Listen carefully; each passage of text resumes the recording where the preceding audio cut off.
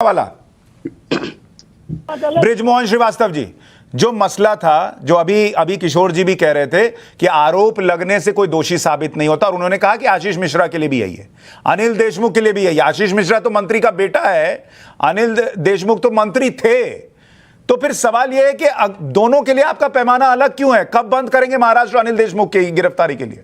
प्रशांत जी, मैं आपको एक बात स्पष्ट बता दूं कि अनिल देशमुख को गिरफ्तार करने के लिए अभी तक किसी भी कोर्ट ने, किसी भी और एजेंसी ने ऑर्डर नहीं किया है। एक दूसरा, चूंकि उन्होंने, अगर अपन कहते हैं कि उन्होंने कोई ऐसा कानून तोड़ा है जो देश के खिलाफ है, तो उसी कानून में उनको सिविल राइट ये भी है कि वो अपनी किसी भी कोर्ट पर जाकर अपनी प्रोसीडिंग के लिए बातचीत कर सकते हैं और अपनी प्रोसीडिंग के लिए टाइम मांग सकते हैं। उन्होंने जहां पर भी जिन कोर्ट्स में उनके खिलाफ केस चला है, वहां उन्होंने आवेदन देकर समय ले रखा है। और आप निश्चित जानिए कि अगर कभी भी कोई कोर्ट आदरणीय अनिल देशमुख के खिलाफ किसी प्रकार का, बृजमोहन जी, क्या ये सारी बातें, बात तो सुन लीजिए, क्या ये सारी बातें आशीष मिश्रा पर भी लागू होती हैं? गिरफ्तारी का वारंट जारी होगा, आप निश्चित जानिए वो ऐसे व्यक्ति हैं, वो स्वयं थाने पहुंच जाएंगे, वो महाराष्ट्र थाने पहुंच जाएंगे। उनको अगर इतना डर लग रहा है कि छुपके फिर रहे हैं, वो क्या थाने पहुंचेंगे?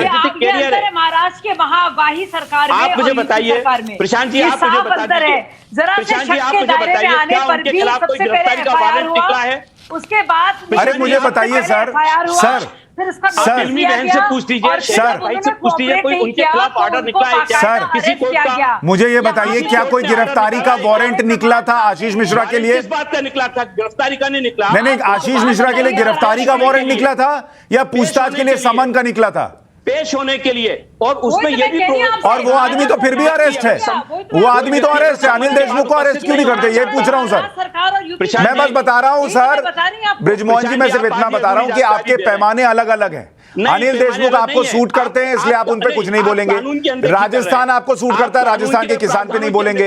ये मेरा कहना है। शाजियाल को समझिए ना, उसी कानून में उनको ये भी प्रावधान है कि जब उनको, ये सारे प्रावधान तो आशीष मिश्रा के लिए भी हैं ना। आशीष मिश्रा पे हत्या का केस रजिस्टर्ड हुआ है। अरे भाई, हत्या का केस भाई, एफआईआर तो वही है ना, जैसे एफआईआर अनिल देशमुख के खिलाफ हो, वैसे उसके खिलाफ है। नहीं है जिसमें कि उनकी गिरफ्तारी, शहजाद पूनावाला छोटे में, शहजाद पूनावाला छोटे में।